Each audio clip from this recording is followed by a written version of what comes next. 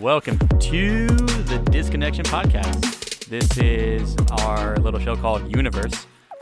Maybe we'll call this Universe Episode 1, but this is the segment of Disconnection where we just want to talk about things in life, talk about pop culture, talk up to each other, what shows we're watching, what things on the internet's going on.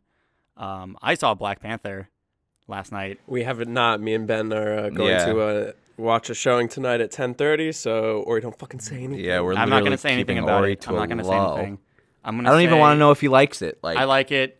I wish you didn't tell me. And it was dope. And that's all I'm going to say about it. We're going to move on. When I was going in to see Batman vs. Superman, people said that they liked it. People said that they didn't like it. When I was going in to see Justice League, people said they liked it. People said they didn't like it. The differences of my approach for Batman vs. Superman was that I went in and I was like, I don't care if it's good or not. I want to be here for the adventure that they take me on. And I had fun with it. Same. It wasn't the best, but I had fun with it. Same. My approach, very cool. My approach to Justice League was, I'm going to have fun with this and it's going to be cool and I'm going to enjoy it. And it didn't, build up to my expectations. And it was a really bad movie is what it was. And what I'm going to do for every, following movie that comes out where it's a superhero movie and I'm invested in the character is that we'll see where the adventure takes me, because when you build up excitement for it like that, where you're like, I know their story and I know what's going to happen. And then you go in and you're like, God, that fucking just wasn't what I wanted it to be. You're let down and it's not. I don't like that. Haven't we been saying that for years? You want to go into these movies with the, best expectation that they could possibly be. Like, it's not like I'm walking into Batman vs. Superman hoping for it to fail because I like Marvel movies or vice versa. You know what I mean? Either way, it's a film, and I'm excited about the characters because I know them from different mediums, and I want it to be portrayed in a fun way that's satisfying. And if I walk into first of all, I don't like to know opinions about the film before walking into it because I do think it sways everybody because everybody's fucking biased. You hear all your friends saying that they love a movie, and it's very easy to get caught up in the things that you thought other people liked while you're watching the film as opposed to having your own opinion. But going into these movies, I'd say the best thing to do is not set your expectations, but just set yourself ready to have fun at a superhero movie because it's a fucking superhero movie. You don't have to take yourself too seriously. But at the end of the day, it's got to be a well-produced film, and a lot of these have not. I mean, Batman vs. Superman specifically suffered from terrible editing and like weird story pacing. It was stupid pacing, climax. Yeah, I mean, there was a lot of problems in that movie. But you see the special edition, which added a lot of extra scenes. A half hour of R-rated content. That's great. Half hour worth of scenes, and it's significant because like there was stuff in the story that I didn't understand like the first and second time I watched the normal edition. Isn't that crazy? That made a lot more sense in the special edition. Like, are you guys fucking retarded? You could watch a 2.5 hour movie and walk out of it being like, wait, I don't understand how this plot point, like a exactly plot point. Like I'm not a stupid movie going person. Like I've watched movies, I can keep up, you know what I mean? And then watching something like this, and I'm sorry, Ori's making faces because I'm talking away from the microphone, so I apologize. If you guys hear me snapping during this, it's because I'm telling Ben to practice good mic etiquette. Yeah, I don't He's have got to get his any face good up mic to the etiquette. mic. Don't move the whole mic, man. I'm trying to make it better. Dude, we got ways of doing this. I'm trying to make it higher. All Okay. right. I lost my point where I was. Listen, I think the thing is that these movies, they're pop culture at this point. It's not a geeky superhero movie anymore. Sure. It's like a mass audience, theatrical experience that the masses go to. It's not our like bread and butter, like I'm going to take this VHS and run over to my buddy's house and we're going to sit in the basement and watch it together and then talk about it. It's not like that at all. It's a family event. These are family movies now. These are movies that are watched in the light, like I'll disagree to an extent because I'll say the people I know the people making the Marvel movies are like sheer sweaties. Like there are definitely comic book fucking nerds pouring their soul into the content of these films. Do they build the films in a way that's family friendly? Yes. Is there a devil's anus in Thor's Ragnarok that leads to a hole? You know what I mean? It's a hole through space and time. Yes, that's some sweaty shit. It's fucking awesome. You can have both. I mean, there is. Maybe the family friendly thing has a negative connotation on it Because I'm not saying it's negative. No, I didn't take it negatively at all. I think that the family-friendly thing is a thing that Marvel has going for it. It's fucking great. It helps them sell billions of movie tickets, you know what I mean? Yeah. And at the end of the day, I don't care if it's geared towards a younger audience to an extent, because if they're making a good movie, then it's a good movie, and I'm there and I enjoyed myself. The jokes landed, the plots made sense. Sweet, you know, we made it to the end of the film with a satisfaction in our hearts and in our heads, and that's a good thing to walk out of the theater with, and I think that's what they should be aiming for, you know? So when you have a non-cohesive movie like Batman vs. Superman, I'm walking out of the theater not sure how to feel about it, you know, that stinks. Yeah. I think also Justice League too was also just kind of like this Justice League was such a fucking mess. What was up with that Russian family they kept zooming into? I didn't give a shit about them. That was all. What the hell? What's the guy from Marvel that came to DC to finish up that movie? Joss Whedon. Joss Whedon. No, I don't blame Joss Whedon for that Russian family. That at was all. definitely a Joss Whedon move. Dude, Joss Whedon was literally sent in. First of all, I found out Zack Snyder was, for the record, fired from Justice League. And I thought it's because the whole thing with his daughter, right? She committed suicide, I think is what it was. Fucking terrible, you know what I mean? And it's even worse that they had to use that as the PR spin from him getting fired from Justice League. That is really fucked up. You know what I mean? Like, what the hell? Where'd you find out that he was fired? It's like headlines this week. Apparently, 3 months before his daughter committed suicide, they had fired him off the project. Wow. I guess they had watched what he had filmed. They didn't like the results, you know what I mean? That's crazy. And they were like, all right, well, we need somebody else to helm this project. And they got the dude who did fucking Avengers, Joss Whedon, who is a great writer and director, for the record. And you know what? Even if I didn't like a lot of the stuff from Justice League, I blame the fact that he walked in to a movie that was already made and had to remake it. You know, that's number one, not an easy scenario. Yeah, it's one thing to walk into a movie and cut parts out. Right. But it's another thing to walk into a movie and reshoot it. He shot the whole thing. He shot the whole movie. Legitimately, the whole thing, they kept the scene where, sorry for 30%. spoilers, I don't even know if it was 30%. I know the scene. No, it's like 30%. Did you see the release? There was a press release where someone released a shot-for-shot list of all the scenes that were cut out. Like each specific scene and moment that was cut out. And it was something like 40% of the movie was cut, but then another like 20 or 30% was shot over or just new shots completely. Mm-hmm. But it wasn't like a 20% keeping and 80% reshooting from scratch. They still kept a lot of stuff. Well, a lot of it had you can tell repolished. the scenes. No, you can tell certain scenes. Like every time Superman comes in and his mustache looks weird. First of all, that mustache thing is no joke. I realized it from the first time I was watching the movie, from the first fucking scene of Superman coming in. Dude, my girlfriend I actually walked in late to the theater. When me and Kyle saw it, and I missed the opening Superman camera phone scene. And I later watched it. Some Chinese guy, I guess, got it and it posted in HD on the internet. And it looked awful. It looked awful. I couldn't believe how bad it looked. It was really, really terrible. And honestly, I didn't even notice when I saw it. Well, that's strange. You know what the thing is? I've heard from other people that they didn't notice. You're not the only one. Dude, my girlfriend but it was bothering noticed. the shit out of me. My girlfriend now knows what the meaning of the term uncanny valley. She now understands what that means, and now every time she'll use that, whenever she uses that term, she'll literally think of like the Superman mustache. You know what's the Henry Cavill. You know what's so strange though? Mustache gate. That's funny. You know what's so strange? When I saw Rogue One for the first time, I was tripping balls because I didn't know that Tarkin was totally CGI. I didn't know that either. either. I felt like an idiot after. But I was like, I know that actor, and there's no way he's that fucking old. And then the whole thing came out, and I was just like, wow. At the time, I thought they did a really good job. But then I went back, and I was like, you can totally tell that it's CGI. But Superman was not nearly as well done as that. Let's just put it that way. It's fucking terrible. And those are both Disney. No, I'm sorry, that's not Disney. That's no. No. Oh, Superman DC's is not. DC, You're right. Who do you know which company does the DC VFX? VFX? No, I don't. Because when I saw Black Panther, the credits were all Lucas and Industrial Light and Magic. Yeah. ILM people. and Lucas. I didn't know it was ILM studio. people on Marvel Dude, stuff. ILM That's cool. is especially, well, think about how CGI heavy Black Panther has to be. in All civil. right, don't say anymore. Yeah, I'm not talking about the movie. No, I'm not talking about the movie. don't And actually, now information. I'm going back. Don't even reference I'm Black going Panther. It back. doesn't exist. Act like you never watched it. I'm going back to Civil War, and I'm going to tell you about how never watched Black it. Panther was all CGI in that movie. A lot of people don't know that. It was like a.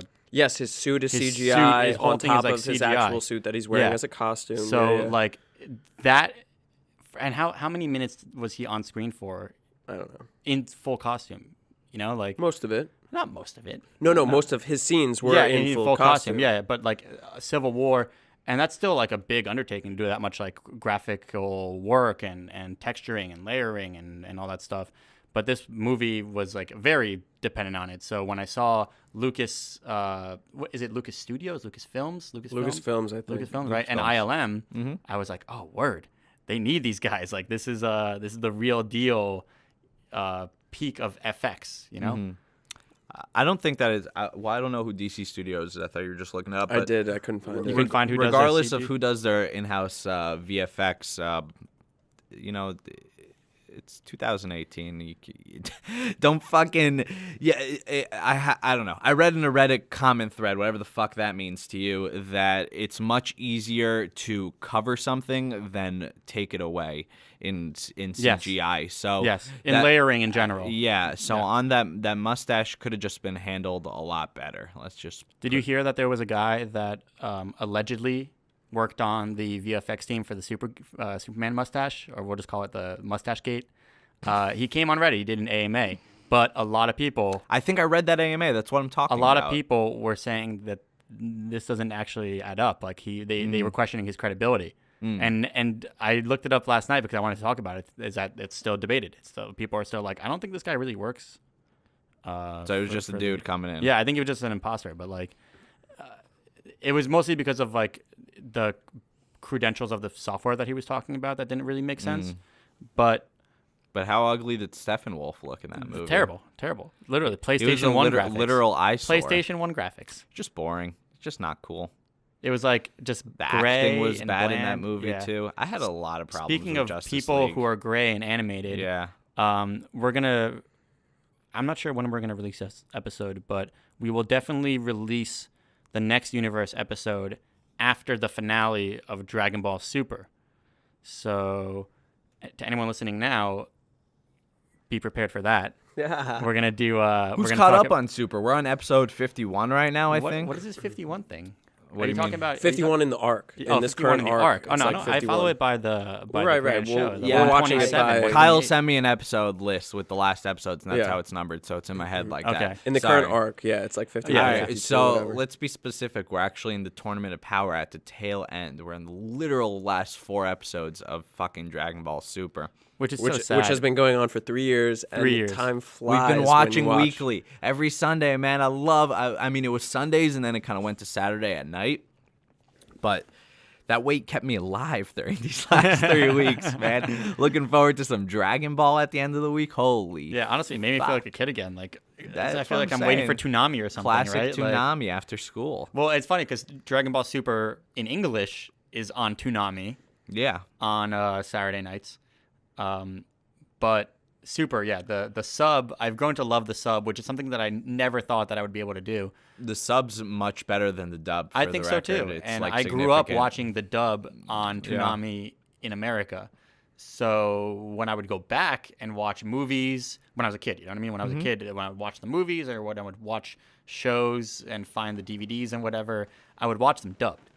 And so Goku for me was always, "Hey guys," right? The Chris, what's his name? I don't remember the voice Yeah, actor's the voice name, to be actor. The honest. "Hey guys, I'm Goku," right? Like it's very, very different from his Japanese counterpart. It's very different. They also, what I realized is they changed music and words. Oh, they changed music? Yeah, No way.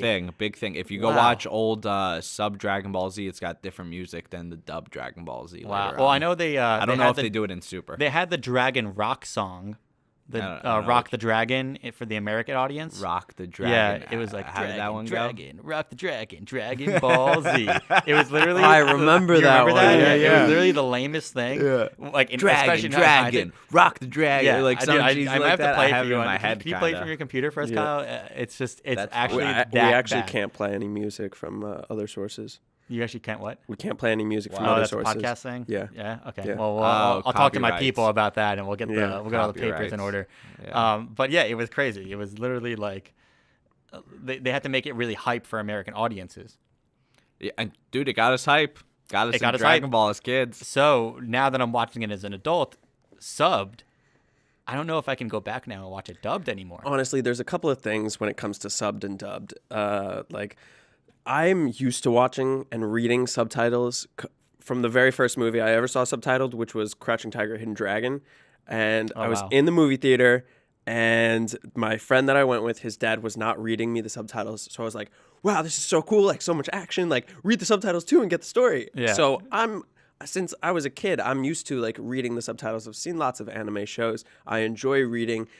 Sometimes when there's a crossover and they have the dubbed, it really loses a lot of the power that some shows have, and a lot of the like emotional like depth gets lost in the crossover. Sometimes it builds it up. Like, in my opinion, I prefer the English version of Gurren Lagann, which I didn't like until I watched it with Ben. I watched first the Interesting. subbed, and Ben was like, dude, you got to watch the dub. And I'm like, yeah, I really Did we watch don't the like sub or dub. dub, Ben? Which one? Dubbed. We watched the dub together? You guys When watched you- the dubbed. Yeah. But They got great sometimes voice actors. I don't know. sometimes it works, Yeah. sometimes it doesn't. Huh. Interesting. I think I'll say I think I watched Full Metal Alchemist dubbed and really liked it. Did you see the trailer for the Netflix movie they're doing? For Full Metal Alchemist, yeah. Doesn't it looks, look? It looks just like Death Note, like that same kind of like B grade kinda, movie making. It's not A-list movie making, but it's B, not. This time it's from a foreign studio. It's not. Death Note was an American studio. Oh, was it really? Yeah, like What is this, Full Metal Alchemist 2017? I think Death Yeah. Note was an American studio. at Wait, least did it already come considering- out? Or Yeah, it's 2017. 2017. Yeah, it was like a movie, but it was like B grade, dude. It was very B. It came out. Yeah, it did. All right, when did it come out? 2017, last I guess year. we know what we're watching after this podcast. It got a 20% on Rotten Tomatoes. Yeah, dude, Yo, literally. honestly, Why we didn't hear I think about there's it, I also guess. something to be said about the critics and how they, just like Ben, just like you said, about when you hear someone's opinion before you go into a movie, it changes the way that you perceive the movie. Well, I think Rotten Tomatoes is the actual problem. Listen, when you have the ability from a critic's standpoint to affect how many people go to a movie, like, oh, it didn't get that percentage, I'm not going to go see it. You really are influencing a lot of the populace to say, like, this is good or this is bad, when a lot of people they need to form their own opinions on whether or not it's good or bad. I i.e. think people have no clue what they're looking for when they're going to movies and trying to form their Justice opinions. League. Yeah. Warner Brothers owns, or Time. I think it's Time Warner technically. No, I think Warner I Brothers. think it's Brothers Warner Brothers owns Rotten yeah. Tomatoes, and they withheld the scores for Justice League before it came out. Sure, and if you're anybody who's actually fucking paying attention, you know that's a tactic because they're shitting their fucking pants. But the normal movie-going audience doesn't realize that, and it is unfortunate that they've got to literally hide critic scores to Literally, get butts hide in critic scores. seats, you know? A lot of people don't understand that these critic scores, they're not going to see the movie the week it comes out. These reviews are written a full week to 2 weeks before. These guys all see the movie early. They don't, not only do they see it early, but they get like screenings and copies, and they get like wined and dined by theaters, and they get taken out less too. less so now because there's more proliferation of critics. Like everyone's a critic these days. Yeah. Like you can literally just start up any YouTube channel I don't know and if become a it's like critic. actual wining but- and dining. They'll, I don't they'll, mean they'll, wine and dine, se- but they'll yeah, send they'll them send you seats stuff to and they'll take them premieres. places. That's it. As far as I understand, different people get different tiers. You know what I mean? Like, I guess it doesn't. That doesn't sound right to me, to be completely honest. Like, well, that's I how it think- happens. I mean, that's, No, I don't know if that's correct. I mean, I know there are a lot of movie critics, and they'll give them a ticket to the premiere, but I'm pretty sure they don't get wined and dined legitimately. well, there's there's Like, I different know what you tiers. mean. There's different tiers of critic, right? There's like the legacy critics, like the magazines, like Sure. W, Hollywood Reporter. yeah, but who's And then there's like the second tier, which is like the online publications, Mm-hmm. and then third tier is what I would consider like the YouTubers are kind of like the people that just get maybe an early showing a couple days early. But think a it's- lot I think of the that's legacy companies, those are the ones that get like they're going to taken every out, single one of like- those premieres, of course. Yeah. I think that's also there's going to be a change, or there has been a change in what is considered legacy. There are more people on YouTube watching those critics, some of them, Sure. then there are people reading those magazines. I agree with you 100%. The populace is completely changing its shift in this 2018 world of where they're getting their information and reading their critics from.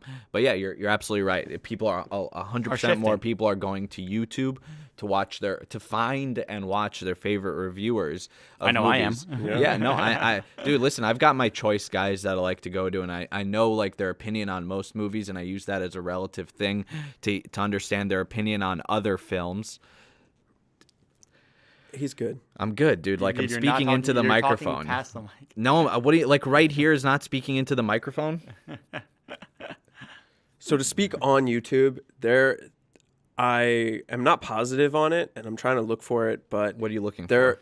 The percentage of media that's consumed and information, it's mostly on YouTube. People are consuming more on YouTube. Now, granted, there's lots of like stupid things on YouTube and videos, but news too. YouTube through Facebook, and you post a link, and then it's connected to your Facebook, but you're watching it through YouTube.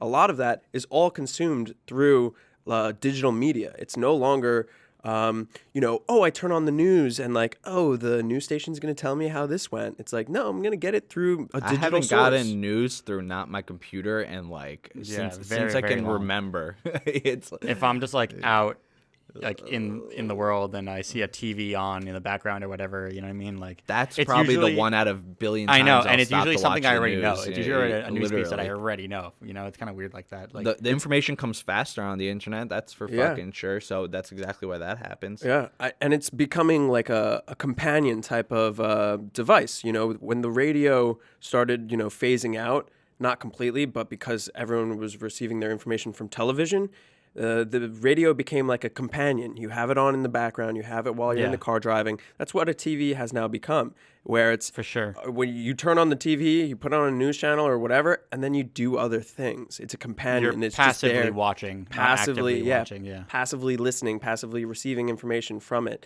All of the active, information that we as populace look for, it's digital. It's through our phones. It's through a computer. And that's why Rotten Tomatoes has so much power, because they are digital and they're on the computer and they're on the internet and they're saying like, oh, we have the ultimate say. And you know what? There's also there's a hype behind it. It's not them saying they have their ultimate say. What do you mean by the a hype? hype? Is created behind it. Yeah. But what do I mean a hype? I mean that 3 years ago you did not see a movie trailer, and the main part of the movie trailer was that it's certified fresh on Rotten Tomato. They make such a point to emphasize that these days because people have started to care a lot more. There is some sort of hype that was built over. You go into threads about your favorite Marvel movies, favorite DC movies, every fucking kid is bitching in there. But this got a 73 on Rotten Tomatoes, or this got an under 50, so how can you think that that's a significantly better movie? The score literally. It's what it's like, and the score doesn't dictate how good of a movie it is. It just dictates how many of these critics enjoyed it. And it's up to you personally to decide if you actually enjoyed the film, regardless of if you're a critic, if you understand movies or not. It's your opinion at the end of the day. Do not forget that. So let's move on to something a little different. Speaking different but similar, same but different. How much YouTube would each of you guys say you consume? Let's say in a day. So I actually, because I'm still in school, fuck me. I recently took a analysis. I took data from my life over the course of 5 days, and to see where I'm receiving all of my media from, where all of my information Was it like a is coming psych from. class or a, No, this is digital a media mass class? communications Mass class. communication class, nice. And I am consuming 8 hours of media on my phone, about the same on my computer. The computer work is from while I'm at work, while I'm at my occupation, and my phone is just intermittently, I'm emailing through my phone while I'm working, or I'm on Reddit, or I'm on Instagram, or I'm on just the internet in general. YouTube specifically, I'm not receiving much information unless I'm on Facebook, like I said before, and then I'm getting those videos via YouTube. But all of my information is digital. It's all through my phone. It's all, over the internet. No television. I don't watch TV. Books, Okay, a lot of books. But So You didn't answer your question. So you didn't answer my question. Zero. I don't So watch you didn't any. answer my question. Your question was how much YouTube do I consume? How many? Zero. I asked how many hours. I don't believe Zero. that, for the record. Zero. Through Zero? YouTube itself, zero. But through the internet, 8 hours a day. So you All would right, say but that on you Facebook. get to YouTube, like when you're saying through the internet, it's not like you're not on a portal that's. Ori asked you how much YouTube you're consuming. how much YouTube do you It doesn't think mean you that watch? you literally had to go to YouTube and watch the video. I'm on Reddit all day, yet I still am able to watch X amount of hours of YouTube. You That's know what I I'm trying to mean? say, yeah. It's a lot of shit links to YouTube, and that's kind of what he's So asking. how you. much YouTube do you think how many hours Okay, do so you watch, Kyle? so I'll say, again, sometimes I'll quantify it for you. 30 minutes a day. Okay. How many so hours do angry, you think though? you watch a week? Just answer the question. A week? A week. Maybe 2 hours 2 hours total YouTube a week? via other For sure. platforms. Do you Yeah. have so I'm taking that you don't have You're like so a angry. dedicated channel I'm not angry. or a dedicated channel or anything that you like, or a dedicated like list of channels that you I do, but they're frequent? articles that I read. They're- It's not things that I watch as much. but I'm talking You about don't YouTube. leave stuff in the background? No, I'm I talking don't about have YouTube background. though. Music is my I'm background. talking about YouTube specifically. I don't know. Okay, nothing. so Yeah, well, it was just a question. You don't look Yeah, up yeah. like how to build shit on YouTube I or don't. like a review of a And movie there's a point to on this too. That's why I'm asking YouTube. because there's a point Reading to this. too much to Ben, do that. same question for you. How many hours do you think you watch a day of YouTube? I'm like embarrassed to answer that question. I watch a lot too. So how many hours? Dude, I can't quantify that 10 legitimately. hours? Because I'll say this, like in the last week I've been going to sleep watching YouTube, so it's fucking on, you know. But like sometimes I'll watch other stuff. Okay, so before we going can to say like bed. at least 8 hours, right? 8 hours is a high estimate. Well, you're You'd saying be like- surprised. yeah, you'll be surprised. Wait, dude, did but- you say per week or per day? per day? day. Per day. a No, day. not 8 hours per day. That's crazy. Well, you're talking it up as if you watch so much. Well, I do watch a lot, but 8 hours is a shitload. I was my range, if anything, I would say 4 to 6. 4 to 6. Maybe Okay, that's good, 6 yeah. is very high end. So in a week, how many hours? A lot. Do you think you watch more on the weekend or during the week? Definitely on the weekend. I mean, Saturday's Dragon Ball Z day. So, I got to wake up, I got to watch theory videos, and then I got to prep watching, review videos, and then I got to Watch the episode before. watch the episode before, massage my mind with somebody breaking down the episode before for like an hour, and then we'll just skim around YouTube for So I would just cooking kind videos or anything. I would just kind of like trying to see like how involved you guys are with YouTube, because I definitely want to talk about like the YouTube community and the I hate shift. the YouTube community. You hate it? That's Well, I interesting. also don't pay attention to the comment sections on YouTube because every time I have No, paid the comment attention- sections is a universal thing where like everyone ignores the comment sections and just like Sure, but thing, I like- would say that the comment sections are also part of the community as YouTube. I'm assuming that when you're saying the YouTube community, you're talking about the streamers and the people who are more putting, like yeah, putting I'm up more getting towards like content. the streamers and the not streamers I wouldn't say, just like the people who frequently post, right? There's like the top, not the top tier. Like I can't name you the top posters on YouTube. Like I don't invest in that part of the community. I don't know sure. that shit. All right, I so know. Here it is, Ori. How much do you watch? So I found trying interestingly to enough attack that me, I've been Kyle? watching a lot more during the week. I've been watching more during the week, which I think is really weird. I always thought that I would be watching more on the weekend, but I find myself doing other shit on the weekend. I think I've been watching something like 6 hours A of day? YouTube a day. There's Throughout the day, 6 or 7 hours of YouTube throughout the day, and it's because I have channels. I'm following a lot of channels right now that post not daily. Some of them post daily, like PewDiePie posts daily, and he posts like 2 15-minute videos a day. You know what I mean? Which is kind of crazy. But even I just like, follow people who post hour videos every even day. That yeah, I even watch. just like the weekly hour-long or 2-hour-long videos, like we were talking about the H3 podcast earlier, or like H3, those guys.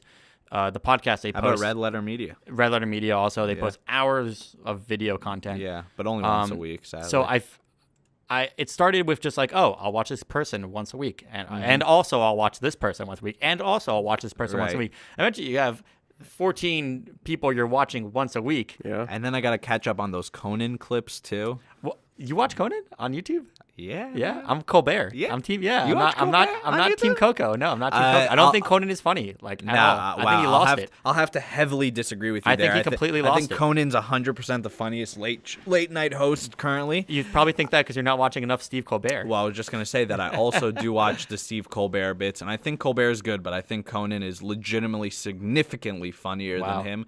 And, dude, Conan shines. He really shines when he's doing, like, on the streets and, like, Oh, man on the street stuff. Yeah. Just going out on location. He has a bunch of bits now where he's gone to Israel. He went to He was in Germany. He went to Korea.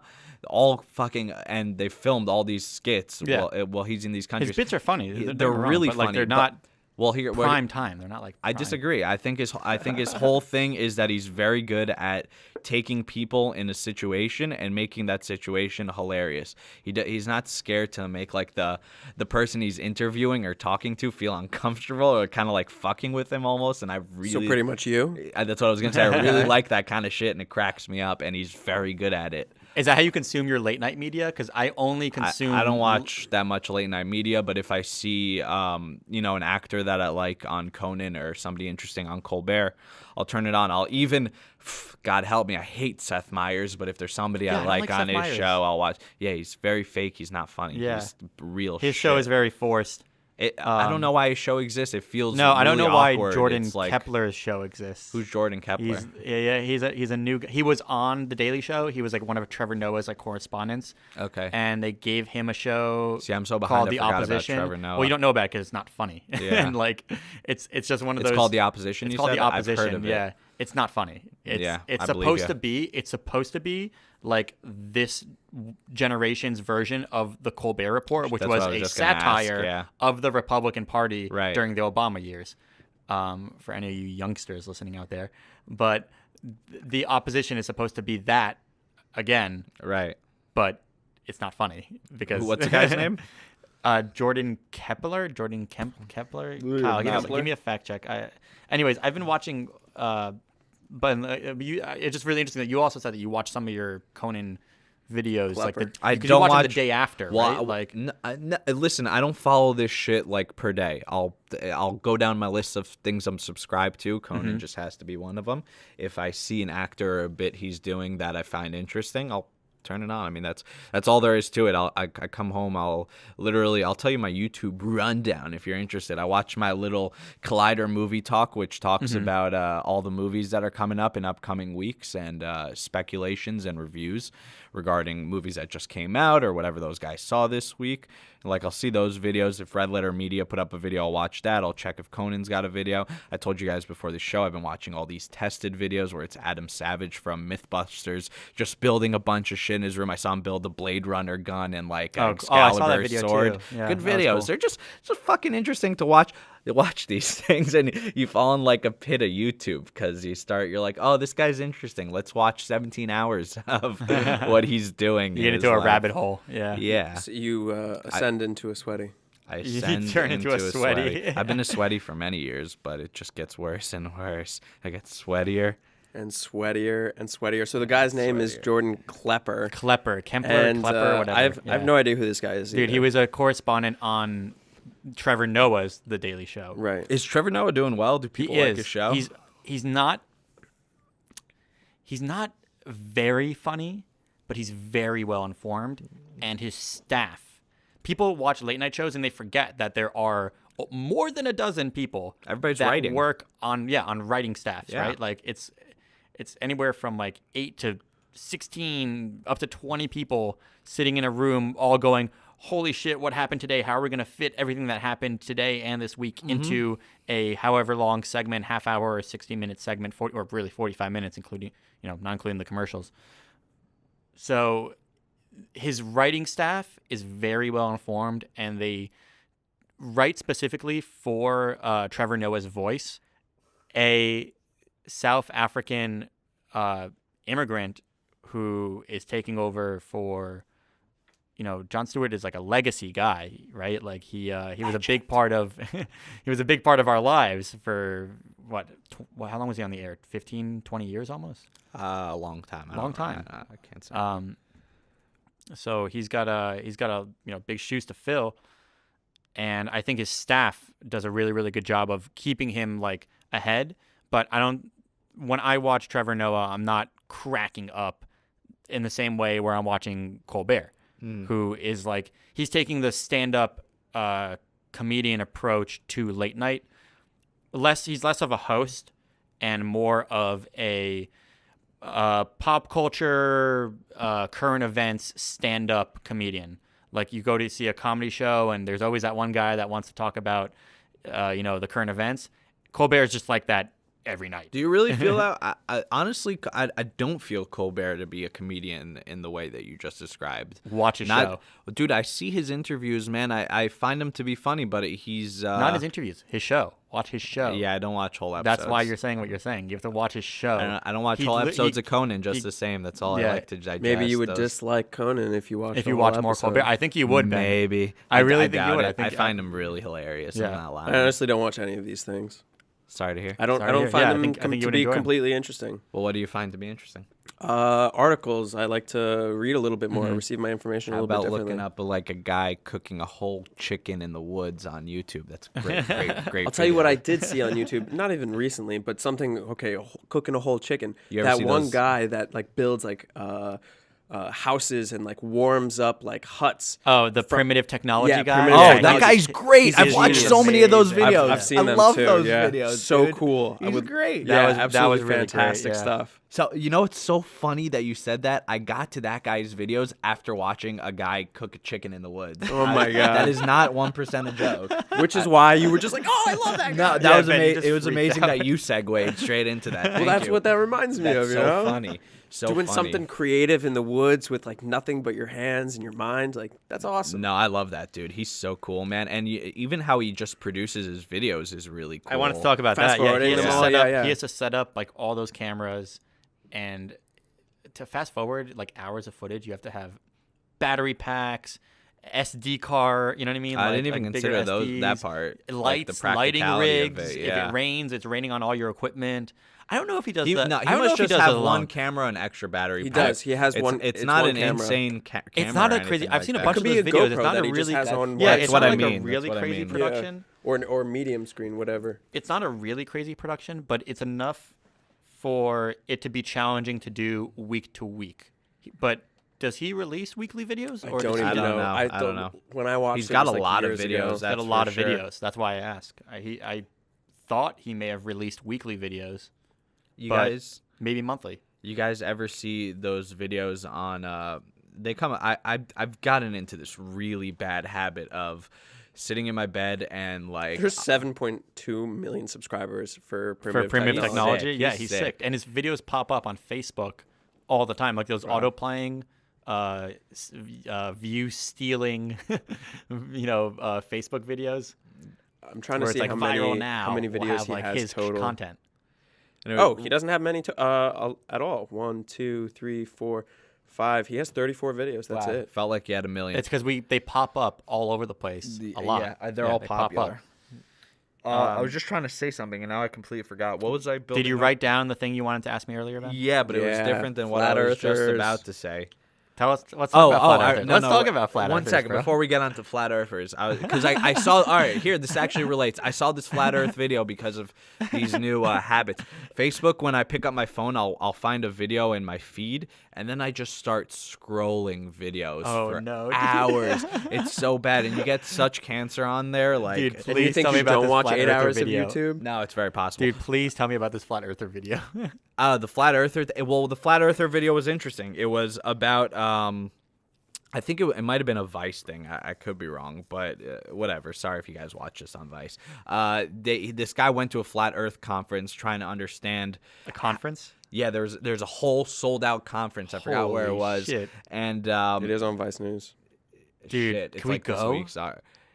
I'd like to, because these people sound interesting, and the guy interviewed a bunch of people there. I would love to go to a flat earther convention. Here's the interesting part about this. I would love to Every single person he interviewed at the flat earther convention said that they were originally not like very skeptical of the flat earth thing, and how they became flat earthers was watching a sequence of YouTube videos, and every single person that he spoke to about this had the same set of how they got into flat earth. Initially skeptical, but they were already conspiracy theorists about something else. So these people obviously were already susceptible to be opening to the idea that, they are being deceived by some government or somebody's trying to hide something from them. So they started watching these YouTube videos, and every single person says, I watched one video, I wasn't so convinced. And 8 videos later, here I am. You know what I mean? And Yeah, that's just rabbit hole. That just it people really that is fell into a rabbit hole. But it's crazy. A rabbit hole. So many people who are so convinced that they have a whole fucking conference about it at the end of the day. I mean, you hear about these flat Earth people, and you're just like, how? That's like how people. How could you even? People buy tickets en masse to go see the. When we make jokes about like our lizard people overlords, Right. There's like an actual guy that like came up with like the theory that our like geopolitical overlords are like lizard people. Sure, in they're all disguise. aliens from They're all the- alien lizard people. Yeah. Yeah. So people actually like still to this day buy tickets and sell out like convention halls to go see this guy speak, and I'm one of those guys that would buy a ticket to that just to see the spectacle Sure. of a man talking about lizard overlords. But you know that most of the people there legitimately Yeah, are but- not even near that mindset. I think They're like convinced. people want things to believe in like that. People who are just lost. I agree with that statement for People sure. want to believe in crazy things because maybe those crazy things gives them Something more interesting than reason, their more existence. purpose, more to question, because we like to question. We like to Yeah. be challenged and to be like actively doing something. And also the other part of it is the community part, where when you're discussing, debating, talking about something in a group with like-minded people, you are stimulated. Your brain chemistry goes haywire, and you get into a little bit of an echo. Now we have the term echo chamber, but it's just kind of like a circle of agreement, and everyone follows this cult of personality that is the leader, the speaker. Like they don't just believe in his theories, but they like to hear him talk about it. Sure. It makes them feel like they're a part of a community. Yeah, a community that believes in lizard overlord people And flat Earth. and flat Earth, You know, it's so cool in that. which for the record is the dumbest fucking thing ever. Here, there was a great little bit in that video. I think it was in that video. Maybe I scrolled into another Facebook video, but it was some guy who was, he's from a non-government or he said he was like unaffiliated with anybody, and his whole thing was that he wants to help people with radical ideas like flat Earth take a scientific look at what they're preaching about and why it could be wrong possibly. He's a lone guy. He's not a government or No, he was community. he was like Yeah. he A guy had- working for the government would say that. Yeah, He would. exactly. That was the whole thing. He was somebody who was unaffiliated with any of that bullshit, and he was just trying to help. Yeah, explain. that's what they would say, right, Kyle? Right, of Yeah, course. of course. Anyway, so how he breaks it down, he's like, well, listen, if the Earth was flat, how would it make sense that the sun is going from coming from the east to the west, right? It would just be going around in a circle around That's right. the Earth, And if it would was always a be light. and it would never set. And I think that's literally the one sentence you need to disprove the whole theory. Or how about the most recent thing, which is Elon Musk sent a rocket with his car into space and took pictures of the Earth, and you can't live see the stream. whole Don't Earth. you know live that stream. Elon A live Musk stream. is a You- government shill? You can't. Everybody he's, knows he's this. part lizard. You can't dismiss the idea of if you can take a picture and you can't see the whole world They from all space. they all dismiss it. That's the point. So a dismissal. No, some a of them are just dismissal trolls. Of Some of them are facts. trolls. No, dude, I don't. These people sincerely They believe it. it. They Yeah. believe it. I But a think some of them dismissal are of just facts trolls. doesn't make you right. Just because you're dismissing something, it's like, oh, well, that's not true. Well, no, it really is true. Like I'm looking at a picture here, Sure, and but they're welcome to dismiss it. You know what I mean? Everybody's allowed to have their own opinion, quote unquote, even if it's not fucking opinion. I think but there's a they're difference flat- but between they what an belie- opinion is they- and what a fact is. Of course. But these are people who also believe that their government is lying to them. So you got to Hey, watch guess it what? in Your the- government is lying to you. Guess what? Your government is deceiving you and doing things behind closed doors. You're a civilian. You don't need to know everything that this mass government does. You Because if you definitely did, you have no I don't say want to in know it. everything the government It's too does. much. There's too much It's too going on. fucked One up. person by themselves can't do it all. That's why we have Of organizations course. within the government who delegate that work. But what's wrong with people being able to have critical thinking? That's what they Nothing. think they're doing. You know Right, what I mean? nothing at all. Yeah. That's what they should have. That's what they think they're and doing. also, You said it perfectly. regarding government hiding shit from us, I prefer if our government was a lot more transparent. I don't know what the fuck you're talking about. Disconnection. Okay, Conspiracy hour. As someone who has worked Really? for the Conspiracy government, hour disconnection. Yeah. as episode. someone who has Like worked for the government and seen things, there are things that you don't need to know as a civilian. It's unnecessary for you to live your Yeah, daily but life in your and know about those Kyle things. way of telling me shit's Kyle, unnecessary are for you me, allowed? I still am interested. Tell me in if stuff. you can't talk about it, then we won't talk about it. But are you allowed to tell us anything about your military? Yeah, I could tell you some things, but some- there are like, some things some that I things. can't tell you. Like I had a secret clearance, so there are specific things that I'm not allowed to share. So what Okay. was the secret clearance? Well, why don't you clearance just for? why don't you? It was for not sharing things that I don't share. Tell me a little bit about this not sharing. I'm just not allowed to share it with you. Kyle, tell us. Why don't you just tell our audience a little bit about what you did in the military? He's not allowed to share. So specifically, I was a designated marksman, which is just a sharpshooter, and I was part of a contingency force.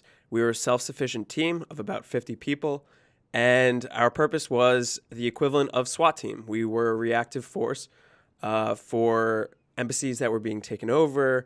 Our sister companies were sent out to Bahrain back in 2012 when the embassies in Yemen were taken over, and the purpose of my job was to be a lookout and to observe what people were doing around to gauge their temper and intent and figure out what someone was doing as they were approaching our facility, and to make sure that everyone else on my team was securing the area and securing everybody within the building, or to break back into the building and take it back. You guys did so both. there's a lot of stuff that, like, just basic knowledge information that I know that as a civilian you don't need to know. You don't need to know anything about it because it's not your concern. Just like someone who's a dentist doesn't need to who are know you to what's say going that's on not in your the financial concern? market with one specific stock. See, this is specifically where I disagree with you. What if that surgeon is interested in finance on his own fucking free time? Why could he not be looking into that stock? Then I'll rephrase. Someone who is a neurosurgeon doesn't need to know. And when I say doesn't need to know, if they want to go and find out about it, sure. But they don't need to know specifically, like, how a podcaster figures out his information. Like, just I it's think not that's a in bad your analogy. realm. It's just Yeah. not in your realm. And perhaps it is a bad analogy, Yeah. but it's not in your realm of need to know. You don't need to know what's going on in certain areas. But what if I care about what's going on in certain areas and I'd like to know? Then become involved in there. But I don't want to join the military. Then you don't need to know specifically, like, what I did in the military. You don't need to know it. I think we're getting towards the heart of more like the relationship between civilian and its government and the military as like a buffer between, going both ways, up and down. But the analogy of a civilian needing to know what another civilian doesn't translate to civilian government relationship. I think there are definitely things that civilians shouldn't know, like troop movements and base locations. Absolutely. And where servers are being kept. That kind of stuff, I don't think different. No, it's not. But it's not different. It's not different. It's different than the civilian-civilian relationship. No, That was Kyle's analogy. What I'm trying to get at agree is with the what you're government. saying. Ben, I think what we're both trying to get at here is Yeah. the government-civilian relationship. And so if a is. civilian wants to know what the government is doing with their relations with another country, I think that pertains directly to our lives as civilians. Like, what are the trade agreements that are going on with the country? How is that going to affect what products that I sell to that country? Those are things that we should know. But just like you said, there are things that you don't need to know. You don't need to know troop movements. You don't need to know how many people are in this specific areas. I agree with you about those things not needing to know, but tell me other things that you were specifically saying that we don't need to know. Okay, so one of the Like, what was in your head? One of the deployments that I went on was to a secure base where you don't need to know where the secure base was, and you don't need to know what I was doing there. I was protecting the area, but you don't need to know what I was protecting. You don't need to know where it was and how many people we were protecting with. I told you I was with a team, fair. but there could have been other teams there that were with us that we worked in tangent with. Yeah. There could have been an entire thing going on, but you don't need to know That's about fair it. enough. I'm not arguing that we need to know that kind of stuff, though. I for some reason, I don't know what kind of secrets I was imagining when we were talking. What were you It's part of that- imagining, it's Ben? part of Yeah, that what were you That's what I'm conspiracy trying to idea. figure out 'Cause right now, too. Yeah, I think most people don't need to know about. Like we said why do before, people care about the that? And Actual why would they need strategic- to know? Yeah, no, I actual agree with strategic you things. 100%. But then it boils down to like what do you classify as strategic? What do you classify as what's safe towards our Absolutely. interests? But I and think what's that's a little more of not like an unobvious question, because you just laid out things that were very obvious. What are you protecting at the base? Obviously, that's a secret. Fair enough for us not to know. Maybe you got some kind of high-tech technology or weapons. That's the government. Fine, let them have that fucking shit. You know, I'm not looking Ben, into. don't talk about that stuff. I'm not supposed to talk not hanging about around Groom Lake checking out what's up at Area 51. Nah, you know what I mean? Man. What do I know about anti-aircraft technology re-engineered Ben is by doing air quotes. scientists? Ben's doing air quotes I while he forgot says you guys can't see my Yeah. air quotes. Oh, man. I've actually read a lot of conspiracy stuff about Area 51. No. We're not doing this. We're not. We're not- We're not No, I doing think this. that's part of the conversation. Listen, Next- there are some things I'll have that a whole disconnection conspiracy hour with you guys. I but don't know that much, We're already honestly. 51 minutes into this. So what? and You can cut this. No, We're gonna start. It's we're gonna okay. start the conspiracy theories at 51 minutes. we could start Yeah. whatever, All right, whatever. all right. time. Here we go. Let's go. Or he's a I'm- producer. He can I'm edit getting this. more comfortable now. Now I'm Part getting of really. conspiracy theories is that some of them turn out to be true, and they start out as conspiracies because people don't believe them. And then once the facts are out and people realize that it's true, it's no longer a conspiracy, then it's factual. Some of them have validity. Others have, you connect a bunch of coincidences and all of a sudden it's factual. Like, that's not how it works.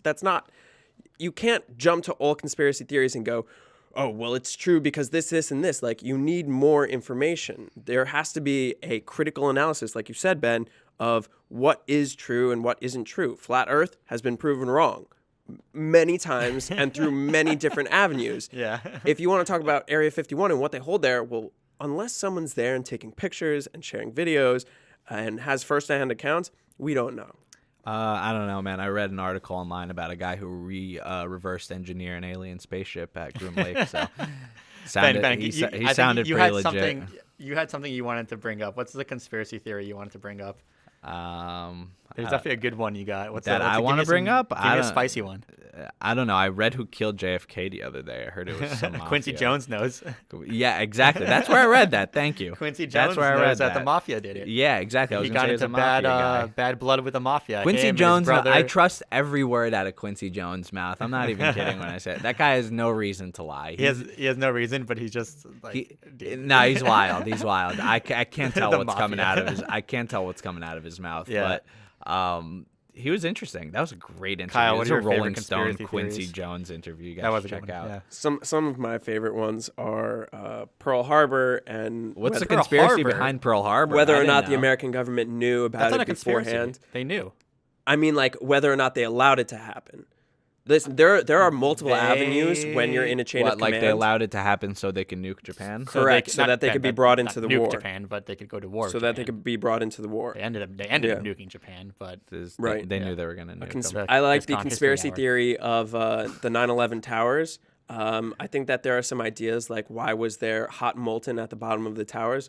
I've read a book on the science that explains why the towers fell and that it wasn't an inside job. But the one thing that the book didn't ask or question at all was why was there pools of metal burning at the bottom of the towers? And that's not to say like all of a sudden the government blew down the towers. It's a question, and I think that it's reasonable to be like, well, why? You know? I can't wait till we find out the full story behind every 9/11 conspiracy. I mean, yes, there were conspiracy theories in the past like 20 to 30 years about the Pearl Harbor communiques. They knew, we know for a fact, like it's not a conspiracy, boys and girls, it's a fact that the U.S. government knew that there was going to be an attack on Pearl Harbor. They knew. How long before did they know? That's the question. We don't know. We don't know exactly. But they knew. And they didn't. And did they know whether or not that was the date it was going to happen? Like there are things But they that knew about the Japanese fleet that was in correct in the Pacific, in the close Pacific. by. They knew that it was an aggressive fleet. They thought it was going to be either Midway or Pearl Harbor, one of the smaller Pacific islands. Wasn't there a battle at Midway? There was. That was yes. 6 months later, and that turned the tide Gotcha. of the war against Japan. My history's shitty. So I want to know in like a couple years the kind of revelations that about 9/11 and stuff like that. I think it's actually really interesting nowadays. I've seen I think I've seen and heard 9/11 referenced in a comedic way probably like 5 times in the past year. Like between it's movies, getting there. TV shows, YouTube, podcasts, like people aren't afraid to talk about it anymore. Yeah. People aren't afraid to kind of like make fun of it anymore. The statute of limitation on the jokes for 9/11 has expired. Also JFK. That's a conspiracy theory that I'm not willing to say like 100%. Like, But that's like the conspiracy theories of conspiracy right. theories. It's like who killed him and why. You know, I watch The U.S. government. I watched James Franco his short like a Dating Izzy miniseries. Paxad. And it was interesting the way that he, explained, I mean, in the show, time travel, and that's part of the show, and him like saving JFK. And What are you talking What about? show is yeah, what the this? fuck are there's you a show- talking about? you guys didn't know about the show? Hold up, I gotta. It's a really good show. It's a really good show. James Franco going back in time. Yeah, to save like when did this JFK? become It's really into cool. a That is the fictional? last person I want saving JFK. No, James it was really Franco good. in Times Square with pimps and hookers. That's one thing. You got me sold on that, HBO. Did he say that? 11/22/63 was the name of the show, and it's a short miniseries about JFK's assassination. And it's really, really great acting. I actually heard What? him great promoting it acting. initially. It actually sounds really familiar. What was Yeah. it? 11/22/63. 11/22/63 What's the company that on Hulu. I It's on think Hulu? it's on It's Hulu Hulu. production? Yeah, definitely Hulu. conspiracy theories? You want to continue on conspiracy? I theories? still want to know. down. I want to know a secret about Kyle, or you can cut this out. I'm just curious. No. myself. I'm not cutting this part out. All right. Secrets about Kyle, we're keeping. Well, what do you want to know? Ask me a question. Military secrets. Ben wants to like clearly. drill I into can't your. tell I know what you. Ben. I know what Ben's getting. He wants to like drill into your service. There are a certain Marine. things that I can share, but I want to know details- something that you can't. You're not. You're. Well, you're I not in can't the share it, Marines so- You can't anymore. share it. I can't share it. You're not. You're not under and I oath haven't. anymore. Of the stories that you I've can't shared, get kicked out of the military again. That's true. You So- can't. so tell I me- literally cannot. So tell me your secrets, young man. So here's the thing, and part of it is the stories that I've shared with you are stories that I can share with you, So there are stories that you can't share with us. and I never will, and I haven't, and you'll never hear them because sharing it is not just, oh, you can't like leave the Marines anymore. They can't like make you leave. It's like You're risking well, people's lives.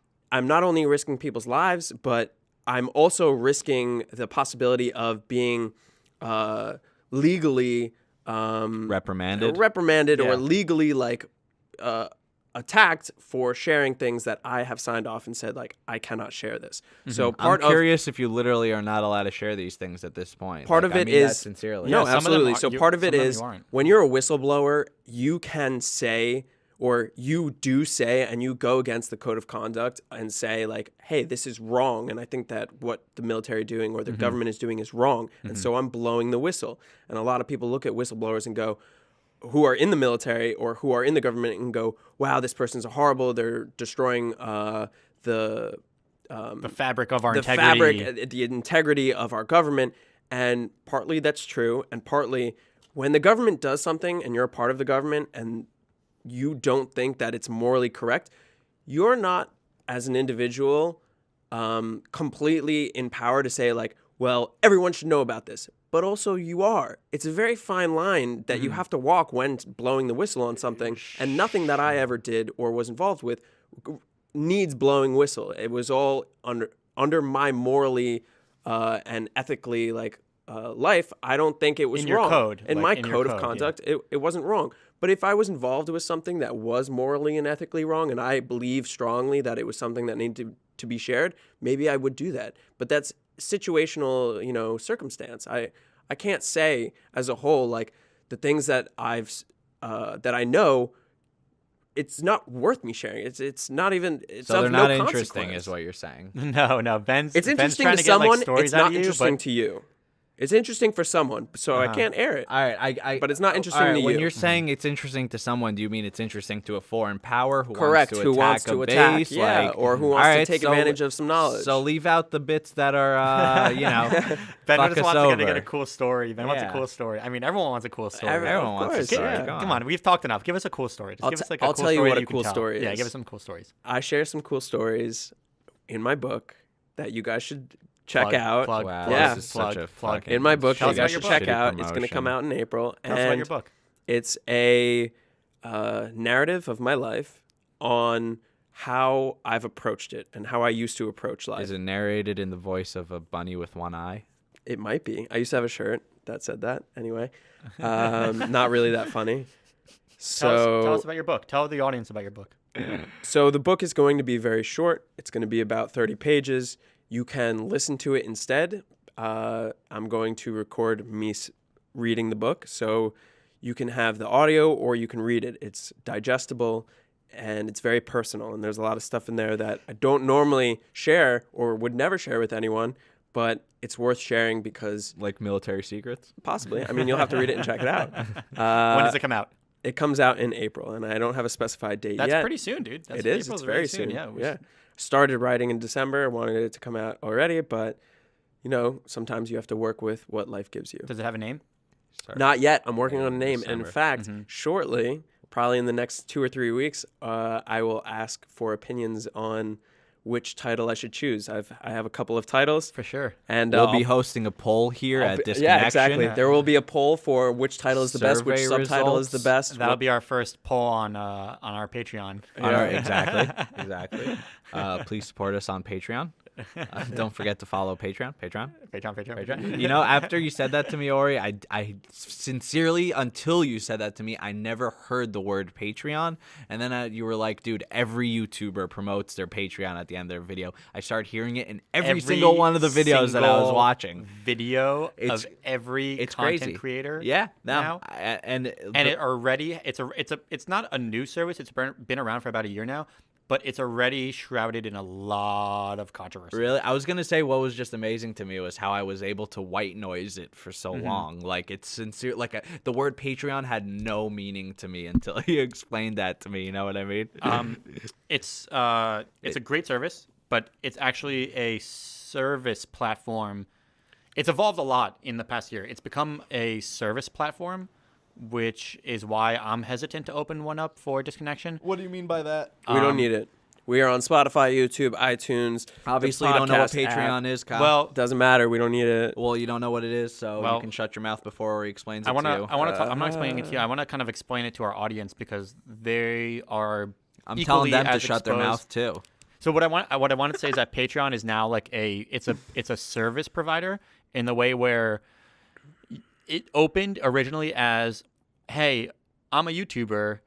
I want to do this full time, and you guys want me to do this full time because you're obviously watching my vlogs or my weekly videos. So please support me on Patreon. Pay my bills, pay for the production. I will, I promise to not only deliver content to you on a weekly basis, but also to give you extra bonus content. And so all that extra bonus content started to build up and build up and build up. And now people who are very successful literally make 5 to 6 figures on YouTube still have Patreon accounts. And it's a little disingenuous when you're making 6 figures to ask for donations. So, and they know that too. So what it's become is that it's kind of like a subscription model, but not really. It's that fine line between I thought it was a subscription model. No, it's not. It's a donation. It's quote unquote a donation. Right. But it's evolved into being a subscription model because those YouTube videos that you're watching, they say support me on Patreon. So here's a question for you, and I don't know if You're be watching able those videos for free. I don't know if you'll be able to have an answer for it. Because it's considered partly a donation, do they have to pay taxes on that money? You mean, do we have to pay taxes No, when we donate to them? There's or a YouTube... No, they that's income for them. That's not charity. Right. Charity. That's income for them. Okay, cool. And it's not charity for us either. It's not donation to a charity organization. That's for your work. It's for your company. Yeah, exactly. That's income. That's like income to their company, and that's also just regular expenses for us. Like we can't write off Patreon as a tax write-off. That was my question. Yeah. Yeah, it doesn't. It's donation with air quotes around it. Mm-hmm. It is donations. You are donating to the channel that you like. If our listeners like Disconnection, we would open a Patreon and say, hey guys, we want to work a little bit less at our day jobs, and maybe even not that much. I'm sorry. Let's say, hey, donate $1 a week or $1 a month you do get 50 people to do that, maybe we can buy a new microphone stand. Like it adds up after a couple dollars, after a couple people, and your production gets a little bit better over time. And as a reward, you say, hey guys, thank you for supporting us. Here's free t-shirts, or here's free bonus content that literally no one else will have access to. So that's how it used to be for the past, and it's been going on like that for the past year. What it's evolved into is people expecting more out of their subscription. And once you get to a certain level of notoriety and financial status, people expect, like... What's an example? A good example is channels like PewDiePie, the biggest YouTuber in the world, by over 30 million subscribers. He just passed 60 million subscribers. Jeez. So he posts a video, and 20 minutes later, it has 2 million views. No problem. That's only 1%, 2%, maybe 3% of his Ton audience. of money. Of his audience that watches in those 20 minutes. 3% of his audience watches, just like boom. So I think his Patreon is still open, but he's making literally 6 figures like a week. Like PewDiePie makes so much fucking money. That's crazy. Because he's also on YouTube Red. It's not just the ad money that he gets. He's also like on YouTube Red, and he has his own content and shows and this and that, and Twitch and whatnot and merch. So it's this generation. It's kind of like fuckboy it's kids, kind of like honestly. disingenuous for me, at least as a casual PewDiePie viewer, to give $1 a month, even just $1. I wouldn't even give him $1 a month. But I would give $1 a month to, let's say, like the H3 podcast, or even though H3 is making 5-6 figures too. They're not making 6 figures anymore. They've talked. They're really like transparent about the money that they make. Like they're more like 5 figures, maybe. Like it's because of the adpocalypse that happened this past year to year and a half. But I mean, I don't support anyone on Patreon because I choose not to. And my trade-off personally is I'm watching the ads on your videos. I don't need to. I'm also not gonna. pay you. Yeah. If everyone else who was watching an ad and it gets their data collected was also paying $1, I'd pay $1. But the playing field isn't even. Yeah. And it's not expected to charge people money on Patreon. It's an extra thing. It's just like how mobile games and loot box games, they don't make their money from casual gamers. They don't expect to. They make their money from the hardcore, dedicated, addicted people who are addicted to you realize spending that the there's extra. an overlap on both populations.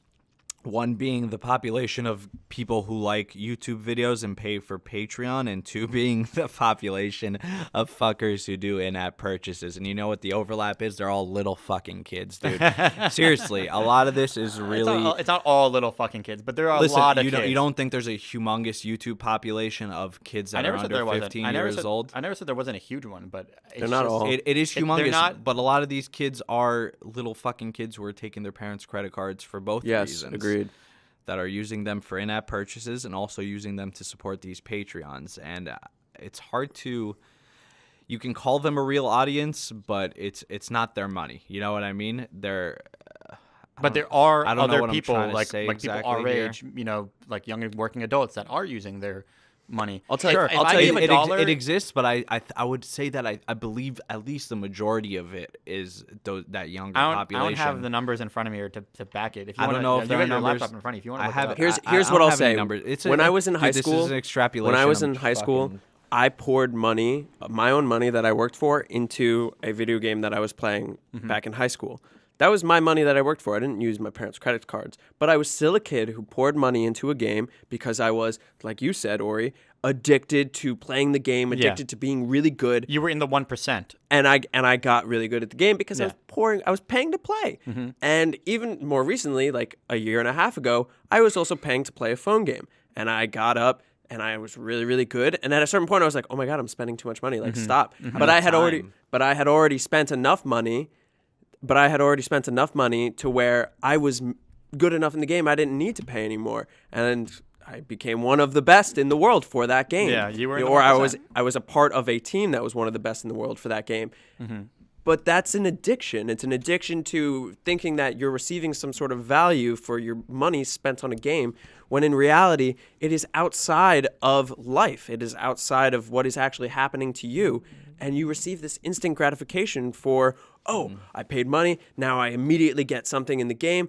I'm being successful. Like, no, you're not. You're wasting your money, and I've separated myself from the game as well as all games, because I do have that personality where I want to be the best at something. Yeah. I'll do whatever I can. It's an to addictive be. personality. Yeah. You'll do what it takes. I'll do what it takes to at the be top the of the best. leaderboard. Yeah. That's Including wasting money. Yeah, absolutely. I wasted a lot of money on that game, Well, and all games throughout my life. Yeah, I have gambling with a problems. I game, know all about you wasting get the money. gratification from the game because it's an interactive medium, but then video content isn't interactive. You're being active but not interactive. It gets interactive when you do like the YouTube community polls, YouTube comments, and then Patreon polls and Patreon comments. But with gaming addiction and gaming loot box addiction, I think it's a little different than the addiction to supporting, let's say, people like PewDiePie or H3 Dude, or I Kevin also don't Smith find anything or wrong with Collider supporting videos. content like that. I don't either. Like, I don't either. It's a good thing. I'm it's saying a good that model. that the Patreon platform itself, the specific platform itself, has been shrouded in a lot of controversy lately because people are being disingenuous on it, and that's the problem. I mean, I don't think that we're gonna open a Patreon and then all of a sudden become disingenuous, but Really? Because as soon as I start getting money in my pockets, I know my genuineness is going out the window. Kidding, guys. I swear I'm cool. I just don't think we have, for us, I don't think we're at the point where we are providing a service for people. No, people don't care. Yeah. Well, people don't care, but we also aren't putting the extra mile into production service. Sure. I mean, the extra mile is determined by the viewer. If they liked what our content is currently and that's what they wanted to see more of, sure, I would be happy to open a Patreon. And if you But I don't think we are we're- not opening a Patreon, and we are not asking for donations. Anyways, you didn't Kyle. let me finish my sentence where I was about to say I don't think we're anywhere near that level. But No, we'll never be at that level, and we'll never ask for donations from you guys. Thank you. I disagree with everything Kyle just said because I don't find anything wrong with asking for donations to keep production better than it has been. If it so happens that our podcast, which that would be awesome if it did, took off and you guys as the audience really enjoyed what we were sharing, then we will make money through advertisements. We will make money through other avenues. I don't Sure. believe I think that you're putting a hard foot down for no reason right now. I don't think that asking the audience for donations, because specifically we're talking about it, it becomes disingenuous of, I have a job and this is a hobby for me. And if it turns into a thing where I believe I can make more money on this hobby than I can on my job, then I'll make more money. And I'll do it through an avenue of how everyone else is doing it, of I'll have advertisements like I already do where we have a plug for our sponsor, and we'll continue to have plugs for our sponsors. And But the game is changing. Yeah, And- it's and just we'll not do- the playing field. I think that's Yeah. almost a stubborn and almost naive look at running Yeah, a Kyle, podcast that- to say that. I'm not going to go as far as what Ben just said, but the playing field is changing super fast. And it's not just ad revenue. It's not just diversification anymore. You know, we're moving forward on a diversification model.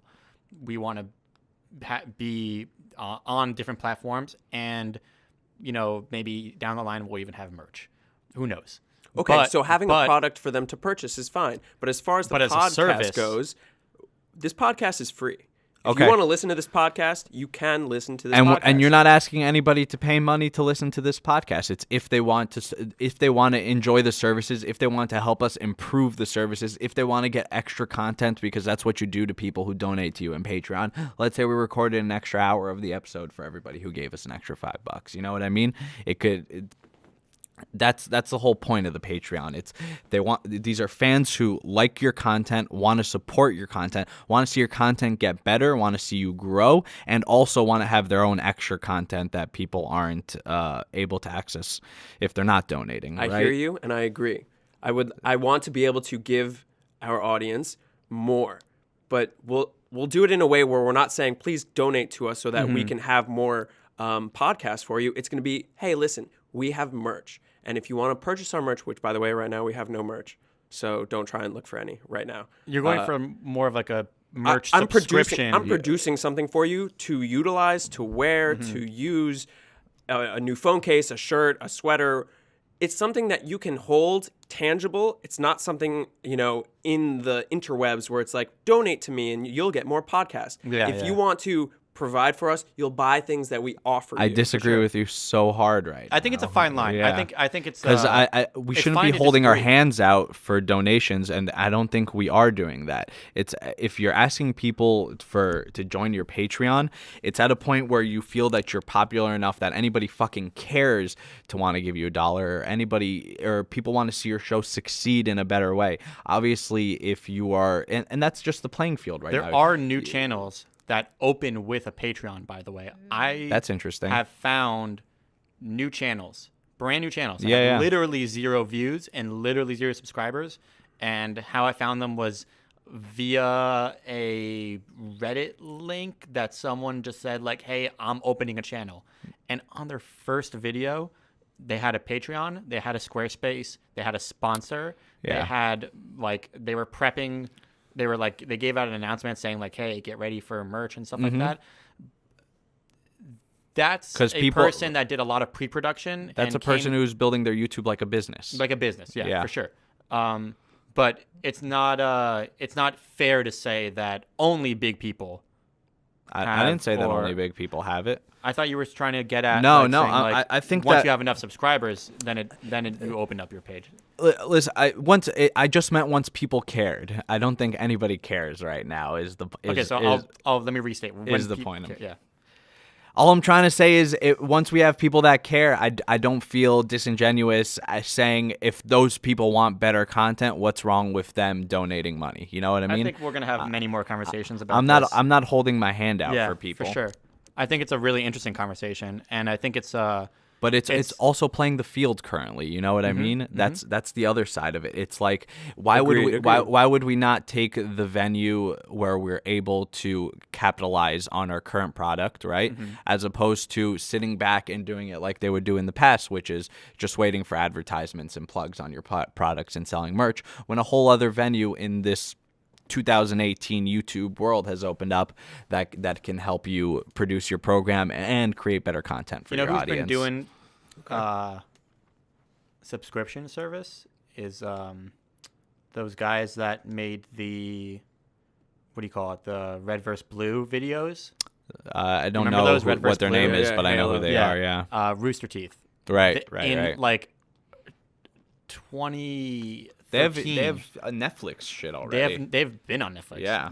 I think starting in like 2012, 2013, they migrated like kind of like off YouTube, and they migrated from third-party sites to roosterteeth.com, and you subscribe through their website, through their pay service, through their video service. Sure, and that's their choice to make as a successful product. Yeah. I mean, that Rooster Teeth is like they're huge right now. They're lightning in a bottle. Yeah, they are a group of very charismatic guys that a very specific niche of people really, really latch onto. Enough people where they have like RoosterCon or whatever it is, like like the Rooster Teeth's own convention. Wow, that is big. And they've had it. I mean, now it's not so much of a big deal, but dude, they've had that convention since like 2008, 2009. Rooster Teeth has been around since like 2002. So the subscription service, I think it's the most transparent way to go about the donation relationship with audience members, to just very, very clearly say, hey, there is a market of you, there is a pocket of you that, like Ben said, wants to pay, wants to see stuff get better, wants to see us use better microphones, move to video, hand out free tangible merch. You know, they want it all, here's how and they want us to produce it. So we say to them, hey, if you want us to produce it, we need more money and we need more time. I agree with you, and here's how we just framed the conversation, though. We were just saying that people who are using Patreon are disingenuous, and then we're saying, oh, yeah, but we're also going to do it ourselves. Well, We didn't say that everybody that was I'm using not saying Patreon that. I'm just is saying that disingenuous. the way that you just phrased it, fine. You want to have a subscription? Like, I'd that's be what open that's to what having. Rooster Teeth does. That's what Okay, Rooster I'd be open to having a subscription. You want to make a one-time subscription payment? Fine, because you want better content That's not a from us. subscription if it's a one-time payment. I Yeah, don't it's want like to. it's I a don't want to monthly think thing. of it as donations, because when I think of donations, I think of someone who is in need of help. Like if I'm donating Okay, to so someone, That's why so they you donate clear because so you they clear need so you help. clearly have a stigma with the word donation. And a lot of people do. besides Yes, what the, I and, do. and I said from the beginning, the D in donate is a lowercase d. It's an air quotes donate on Patreon. Well, we prefaced the whole conversation Conversation. that it's not literally Donating, donations. yeah, You're and paying you can't for even content. write it off your taxes. It's not charity. It's You're paying for paying content that you like. Well, period. Well, Well, you're paying paying- someone. You're for paying- something, but it's not always content. There have been Patreon schemes. Sure. There have been a lot of Patreon schemes. I There's don't know. another I don't follow this YouTuber, stuff, Philip DeFranco. I hate very, that very guy. big. Hate I don't that like him guy. either. But Oh my God. he His is face makes also. me angry. I know he's the most punchable face. It's in the world. unbelievable. He is moving to a completely service subscription style with his Patreon and his website, because I guess just for his production it makes more sense, and for his audience it makes more sense. I'm not gonna knock it, but it's a conversation that I think will continue to evolve as Patreon evolves. Patreon's only been in the forefront for the past year and a half, 2 years. What's at the guy's very name who most. created Patreon? He's an interesting I don't dude. know. Yeah, I don't know much about the guy that created Patreon. Well, But that we're could be gonna different. we're gonna have many What? more conversations about this behind the scenes, and we'll have more conversations about it with you guys on the airwaves, and we'll see where we go with Disconnection and the podcast and the show. We've been having conversations about moving to video recently, so we'll get back to you about that. This has been our first. I guess this is kind of like our first official episode of Universe. Universe episode 1, discussing pop culture, life. What do we talk about? I don't even know. Conspiracy theories? We talked about a lot today. Let us, you know what? Let us know What if to you, talk about no, on the universe. That was the opposite of what I was going to say. I was going to say, let us know if you guys want more universe episodes, and we'll think of subjects to come in next time and speak about, as opposed to free balling it as Yeah, hard today as was we very just free. went. And It was also, loose. if you want to suggest a topic of discussion, please do. You can go to our website and write us a little submission on the info page. I'm going to say this in English. Please write a comment on our YouTube or Facebook page with which topics you'd like And us you to can also speak go on our about. regular dis-connection.com page and give us a message and send it to us and let us know what you want us to talk about. If you have a topic that you think would be thrilling. For sure. Before we sign off, I just want to say thank you to everyone that's given us support and just kind of watched and heard our show this first week. Really, really, really, really thank you. It really means a lot. So we're just going to keep cranking them out. Stay tuned. Yeah, stay tuned for more. Catch us on YouTube, iTunes, Spotify, which will be coming out, and we're all over the place. Cool. It's not on Patreon. So thank you for listening to Not Universe. yet. For this episode of Universe, I've been Ori. I've been Ben, I've been Kyle.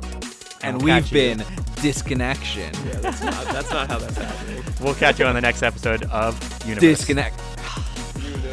Sorry, Ben. I'm going to say it one more time. We'll catch you on the next episode of Disconnection. All together, all three of us All together. Three of Us Together. Yeah. Ready? So 1, weird. 2, No, we say 3. Disconnection Universe, all right? Are we going to go Disconnection, connection. All right, that works. Okay. All right. Ready? 1, 2, 3. Disconnection. Oh, no. No. You gotta go. Dude. Because you gotta go. Because we gotta do the whole thing. I've been Okay. Ori. I've been Okay, we'll Ben, do the whole I've been thing. Kyle, Ready? and All right, together here, we've I By said- the way, don't cut any of this. This I is set a great. marker on the thing. Don't Do cut not this. cut it. Yeah. Wink, wink. All right. All right. Start off. I've been Ori. I've been Ben. I've been Kyle. And I'll catch you on the next episode of Disconnection. So corny. So corny.